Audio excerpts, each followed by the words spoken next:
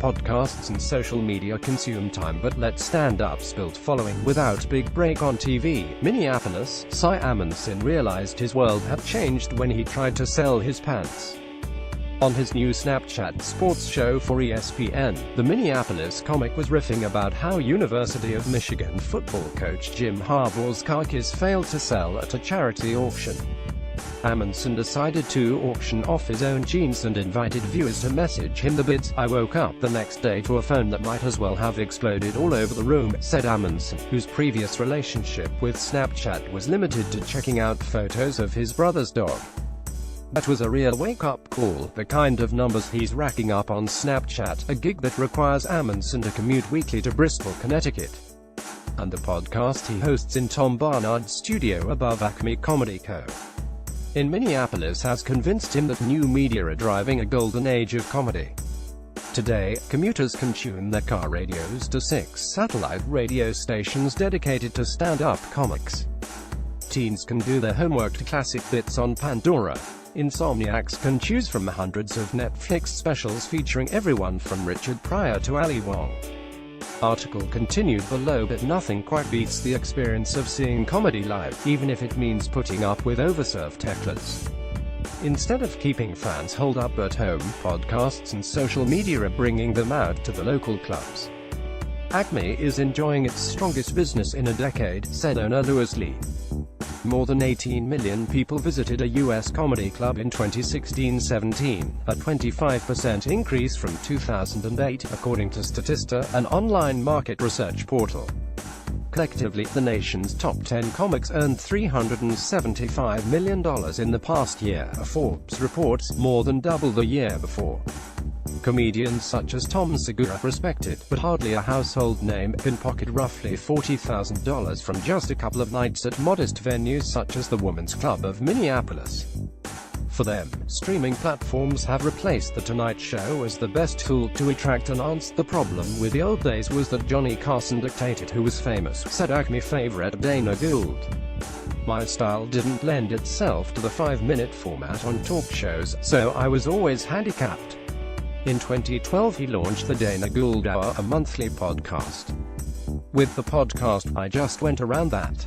There's a great punk rock, DIY aspect to it that I really like." Despite his appearing frequently on TV, writing for The Simpsons and creating IFC's Stan Against Evil, Gould said most of the fans lining up for autographs after live shows know him from his podcast. "It's not the people who saw me on Conan.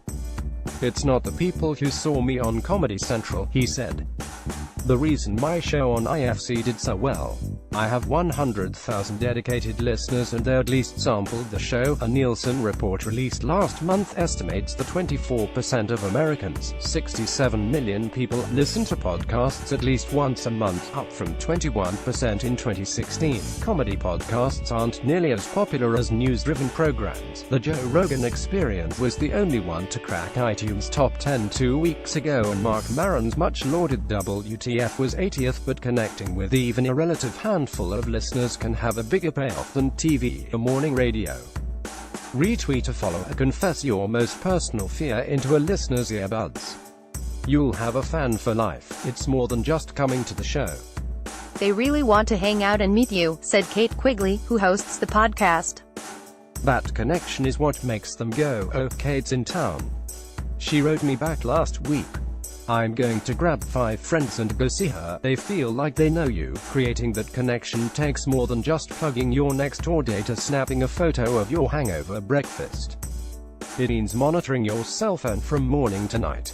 After a recent show at Rick Bronson's House of Comedy in the Mall of America, Quigley confessed that her hand hurt from posting all day long.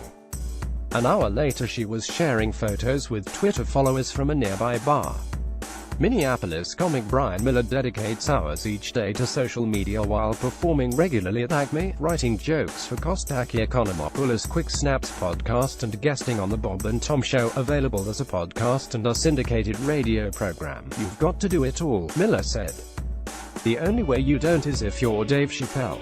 And you couldn't become Dave Chappelle now without being on Twitter." On a recent afternoon, comedian Sean Patton was battling a cold so fierce that he desperately wanted to sneak off to his hotel room to rest up before his evening show at Acme. He even postponed a free steak dinner with Lee. But he wasn't about to pass up an opportunity to appear on No Laugh Track, a weekly podcast hosted by former Minneapolis radio producer Justin Severson. Even though it attracts only a few hundred listeners, people know me more from my podcast appearances than anything else, Patton said, between coughing fit and the 2.5 hours he dedicates daily to social media. The original workhorse of the modern comedy age is Dane Cook.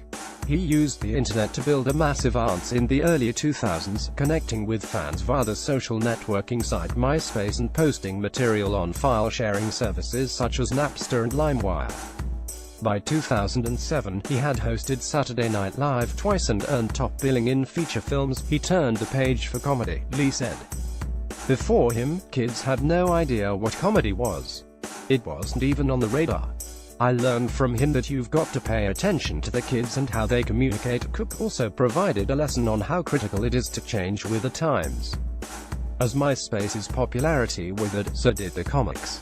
He spent New Year's Eve at Mystic Lake Casino's showroom outside of Minneapolis, a decent gig but a step down from his heyday, when he could sell out Madison Square Garden twice in one night. Many believe that's because Cook's material didn't hold up. As opposed to comedy's last boom in the 1980s and early 90s, when even mediocre talent could secure spots thanks to a glut of venues, the new platforms seem to be winnowing out the riff-raff. I make my living off of making fun of bad comedy, and I don't have as much to make fun of these days, said Andy Kindler, a 30-year veteran who ridicules Cook's fame in his act and once offered $1 million to anyone who could prove Whoopi Goldberg was funny.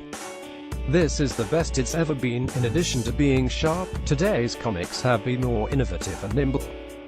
Ben Glebe, best known as host of the game show network's Idiotist, experimented in 2016 by offering one improvised stand-up show a week for free via Facebook Live.